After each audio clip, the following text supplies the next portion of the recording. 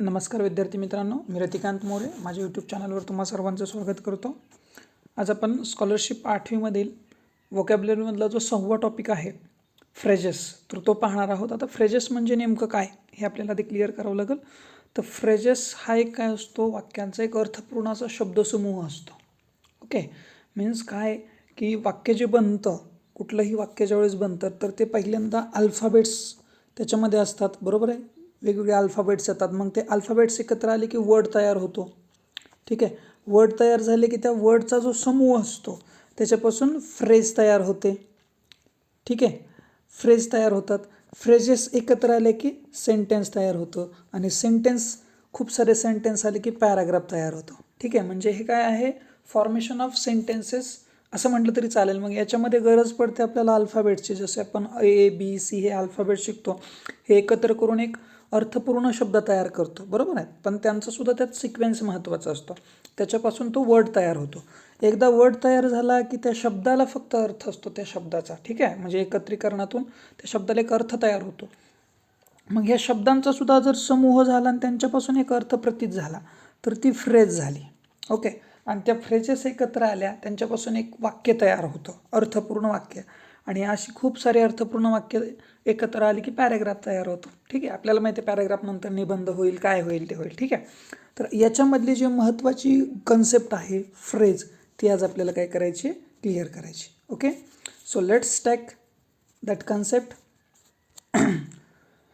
Phrases, अर्थपूर्ण शब्दसमूह किंवा वाक्यांश असं आपण त्याला म्हणतोय. ठीक आहे, आता याच्यामध्ये पहा काय पाहायचं आपल्याला. तर सॅम्पल क्वेश्चन्स तुम्हाला दिले ते आधी आपण पाहूयात. Choose the correct phrase and complete the following sentence. He went to see movie. He went to see a movie. तो मूवी बघायला गेला, तो पिक्चर बघायला गेला. हिज फादर्स वॉर्निंग, म्हणजे त्याच्या वडिलांची वॉर्निंग असताना सुद्धा, त्यांना चेतावणी दिली होती तरी सुद्धा गेला. म्हणजे याचा अर्थ काय, त्याला डावलून गेला आहे. ओके, म्हणजे वडील जाऊ नको म्हणत होते तरीसुद्धा गेलेला आहे. सो ऑन द कॉन्ट्ररी म्हणजे त्या उलट, हे थोडंसं वाचताना आपण वेगळ्या पद्धतीने वाचतो. म्हणजे एखादी गोष्ट झाली तर त्या उलट असं घडलं अशा अर्थानं. पण हे काय आहे तर त्याच्यावरची रिॲक्शन आहे. इवन दो, जरी, तरी अशा अर्थानं, बरोबर आहे. पण पहिल्यांदा तुम्हाला काहीतरी यायला पाहिजे होतं, म्हणजे जरी त्यानं सांगितलं असलं तरी तो गेलेला आहे वगैरे वगैरे.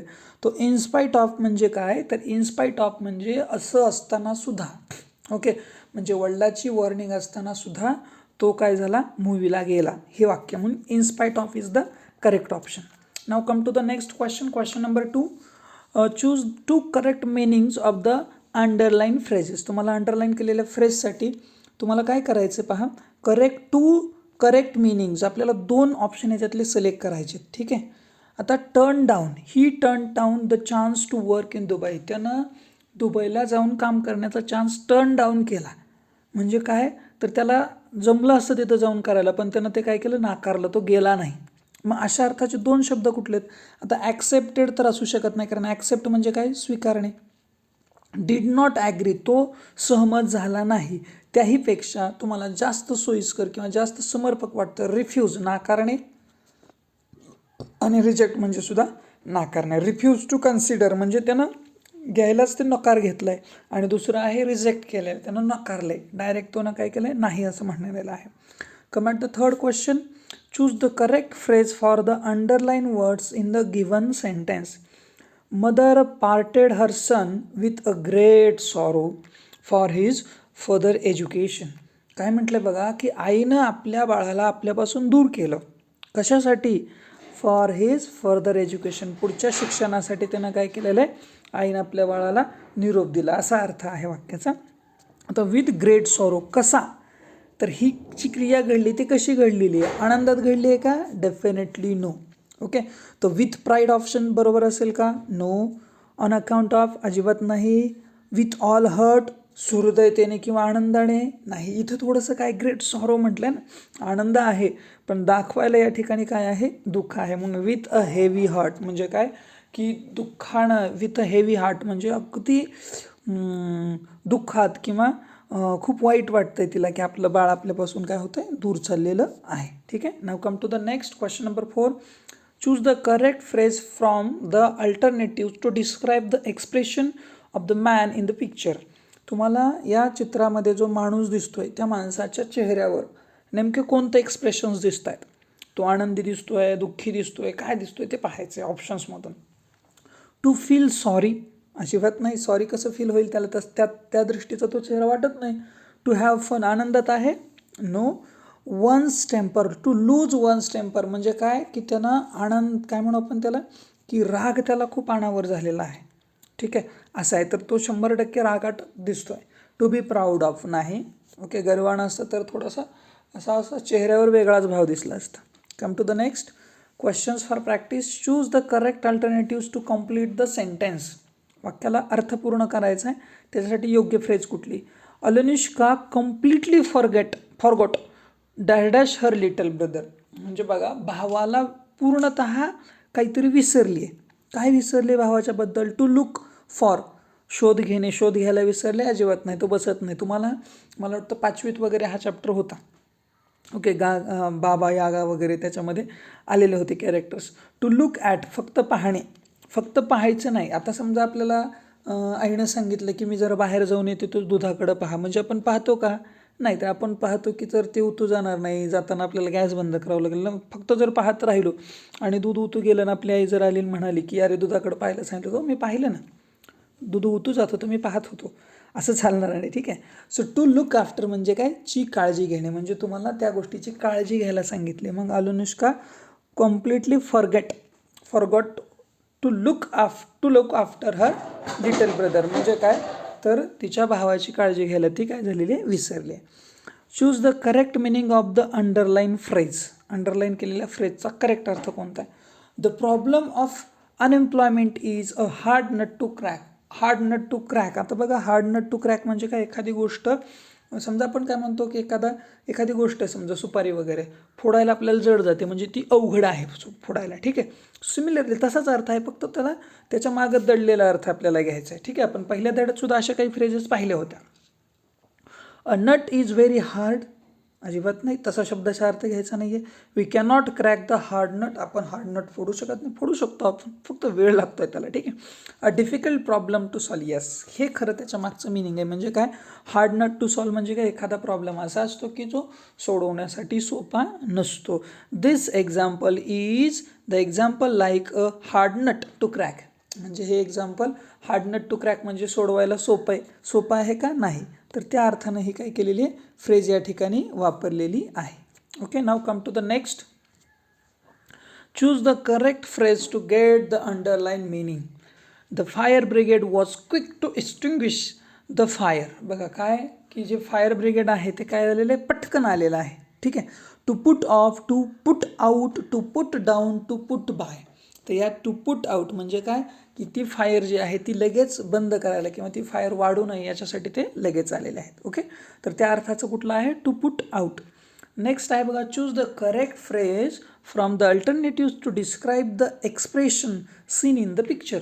आता तुम्ही चित्रामध्ये बघताय काही कुत्रे, काही मांजरं आहेत जे काय करतायत? त्या पावसामध्ये आहेत आणि पावसाचं तुम्हाला थेंब असे मोठे दिसत आहेत. बरोबर आहे, म्हणजे मोठा पाऊस आहे. मग असे याच्यासाठी कुठलं एक्सप्रेशन्स यूज होतं ते आपल्याला पाहायचे. रनिंग कॅट्स अँड डॉग्स, अजिबात नाही. Cats and dogs in the year, अजिबात नाही. Enjoy like cats and dogs, अजिबात नाही. Running like cats and dogs. आपल्याला फ्रेज ही म्हणून उत्तर आपलं हे आहे. ठीक आहे. ह्या वरच्या फ्रेज आहेत का तशा? नाही. Running like cats and dogs म्हणजे जोराचा पाऊस अशा अर्थानं हे वापरले. ठीक आहे. Okay, next complete the sentence choosing the appropriate phrase from the alternatives. तुम्हाला अगदी करेक्ट फ्रेज कोणती बसेल ती वापरायची. ठीक आहे. The residents are dash dash to stop the construction of factory in their area. Residents म्हणजे काय? नागरिकांनी काय केले पहा? Residents are dash dash to stop म्हणजे त्यांना थांबवायचे. काय? कन्स्ट्रक्शन ऑफ फॅक्टरी आहे. त्यांच्या एरियामध्ये एक फॅक्टरी होते आणि प्रदूषणामुळे त्यांना ते टाळायचं आहे फॅक्टरी होणं आपल्या एरियामध्ये. मग त्यांना त्याच्यासाठी काय केलं तर पहा, फायटिंग टिल डेथ, मरेपर्यंत प्रयत्न केले. इतक्या कडेला जायची गरज नाही. बरोबर आहे, कारण हे काही देशाच्या सीमेवर वगैरे जाऊन आपल्याला लढायचं नाही आहे. ठीक आहे. कारण एवढा लढा फक्त आपले सैनिकच देतात. फायटिंग आउट म्हणजे ते सुद्धा तेच झालं. फायटिंग विथ वेपन्स, गरजच नाही आहे. ठीक आहे. आणि फायटिंग टूच फायटिंग टूथ अँड नेल म्हणजे काय की फाईट फायर्सली म्हणजे काय म्हणतो आपण, अगदी आक्रमकपणे ते लढले कशासाठी, आमच्याकडे हे झालं नाही पाहिजे. So which is the correct option, fighting tooth and nail. Then choose correct meaning of given phrase from the alternatives. आता तुम्हाला 2 पर्याय निवडायचे आहेत. Okay, choose 2 options. पहिलं पहा काय, आता याच्यात आता सोपी ट्रिक तुम्हाला सांगेल मी. To be taken aback. To be taken aback म्हणजे काय बघा, टू डिसअपॉइंट म्हणजे नाराज होणे, टू सरप्राईज्ड आणि टू बी शॉक्ड, आणि शेवटे आहे टू टर्न बॅकवर्ड. आता याच्यात आपल्याला 2 शब्द शोधायचे आहेत की नाही. तर सोपी पद्धत आहे की यातल्यात कोणत्या दोघाचा अर्थ सारखा हे आपल्याला पाहायचं आहे. ओके, म्हणजे आपल्याला उत्तर नाहीतरी काय सारखे शोधायचे आहेत ना, 2 सारखे अर्थ. मग याचा अर्थ याच्यामध्ये बघा, दुसरा जो ऑप्शन आहे टू बी सरप्राईज म्हणजे काय, आश्चर्यचकित होणे, आणि टू बी शॉक्ड म्हणजे सुद्धा आश्चर्यचकित होणे. म्हणजे जरी तुम्हाला याचं उत्तर येत नसलं तरी तुम्ही ऑप्शनकडे जाऊन याला काय करू शकला असतात, छान पद्धतीने किंवा इझिली सॉल्व्ह करू शकला असतात. ओके, चलो next. Read the sentence and choose the correct phrase to complete the sentence. The best way to dash dash bad habits is to avoid bad company. आपल्याला जर आपल्यातल्या बॅड हॅबिट्स घालवायच्या असतील तर आपल्याला सगळ्यात चांगला ऑप्शन आहे बॅड कंपनीला अवॉइड करणं. बरोबर आहे. जशी आपण म्हणतो ना, संगती जर चांगली असेल तर आपण चांगले घडतो, संगती जर चांगली नसेल तर आपल्या घडण्यात सुद्धा त्याच गोष्टी मध्ये आलेल्या दिसतात. सो याच्यात ऑप्शन जर म्हटलं तर गेट रीड ऑफ. आता गेट रीड ऑफ जो ऑप्शन आहे, गेट रीड ऑफचा अर्थ काय की एखाद्या गोष्टीपासून सुटका करून घेणे. ओके, तर डेफिनेटली आपल्याला कशाची सुटका करून घ्यायची आहे, बॅड हॅबिट्स नको आहेत ना. सो बॅड कंपनी आपल्याला अवॉइड करायची. म्हणजे हा एक सजेशन असेल तुम्हाला. कोणता सजेशन असेल पाहायचा, the best way to get rid of bad habits is to avoid bad company. म्हणजे तुम्हाला जर त्यात वाईट गोष्टीतून सुटका करून घ्यायची असेल तर गेट रीड ऑफ हा ऑप्शन तुमचा करेक्ट बसेल. ठीक आहे, बाकीचे सुद्धा फ्रेजेस आहेत पण त्यांचा अर्थ तसा समर्पक होत नाही. Choose the correct meaning of the underline phrase from the sentence. आता बघा, Shivaji looked upon his mother as a goddess. बघा, शिवाजी महाराज त्यांच्या आईकडं कोणत्या दृष्टीनं बघायचे, तर देवीच्या दृष्टीनं बघायचे. म्हणजे आता दृष्टीनं बघायचे म्हणजे नेमकं काय करायचे, काळजी घ्यायचे, देवीची काळजी. आपण देवीची फक्त पूजा करतो, काळजी थोडीच घेतो. देन वर्शिप्ड पूजा करणे, रिस्पेक्टेड आणि ट्रीटेड. पण ह्याच्यात एकदम परफेक्ट जो बसतो, कारण आपण पूजा तर करत नाही, ठीक आहे, आपण देवीची करतो पण आईची आपण पूजा नाही करत, आपण आईचा आदर करतो. Okay, so second one is the correct option. Next question number 9. Choose the correct alternative. He took to chess म्हणजे बघा, त्यानं काय घेतलंय, त्यानं चेस खेळणं हे त्याच्यासाठी कसं आहे पहा. काय आहे, like animal in the forest, like a bird in a tree, like a duck in the water, like a shell of water. तर याच्यामध्ये जर फ्रेज असेल कोणती तर ती फ्रेज आहे like a duck to water. म्हणजे जसं बदक सहज त्या पाण्यामध्ये असतं तसं याच्यासाठी हे बुद्धिबळ खेळणं इतकं सहज आहे. ओके, त्याच्या मागचा अर्थ समजून घ्या. Choose the correct alternative. My friend stand by me in my difficulties. Stand by means what. Okay, माझा मित्र कुठल्याही अडचणीत माझ्याबरोबर असतो. आता माझ्याबरोबर असतो म्हणजे नेमकं काय घ्यायचं त्याचा अर्थ. बरोबर असतो म्हणजे काय, तर माझ्याबरोबर फक्त उभा राहतो आहे का, नाही. हेल्प इन डिफिकल्ट सिच्युएशन, तर तो काय करतो आहे, वाईट परिस्थितीमध्ये किंवा अडचणीच्या काळात तो माझ्याबरोबर असतो. स्टँड नियर, फक्त बाजूला उभा राहतो माझ्या बघतो. No. To be with me, माझ्यासह असतो. ओके, फक्त माझ्यासह असणे म्हणजे फक्त बरोबर असणे असा अर्थ घ्यायचा आहे. लिव मी, मला सोडून जातो. शक्यतो आपले काही मित्र असेही असतात, बरोबर आहे, म्हणजे अडचण आली की पटकन पळ काढणारे. ठीक आहे, तर अशा मित्रांपासून आपण सावध राहिलं पाहिजे. Okay, now come to the next question. Question number 11. Choose to correct alternatives from the following option which means the underlined part of the given sentence. Mansukh could not walk fast, but he found a long, thick rope out of his luggage. The ill feeling vanished in a flash. In a flash म्हणजे काय, त्यांना काय, त्याचा मित्र अडचणीत पडलेला आहे, ठीक आहे, आणि त्याला काय करायचं, पटकन एक दोर हवा आहे त्याला वर काढण्यासाठी. मग अशा परिस्थितीत त्यानं काय केलं, इकडे तिकडे पाहिलं तर त्याच्याच लगेजमध्ये त्याला एक काय दिसतोय, रोप दिसतोय, म्हणजे एक दोर दिसतोय. त्यानं तो दोर पटकन पाहिला आणि तो दोर ज्यावेळेस पाहिला त्यावेळेस त्याला जी भीती वाटत होती, आपला मित्र अजून जास्त टेन्शनमध्ये येतोय काय किंवा त्याला अडचणीत येत आहे काय आपल्यामुळं, पण त्याला तो दोर सापडल्यामुळे तो लगेचच काय झाला, खुश झाला. इल फिलिंग व्हॅनिश्ड झाली.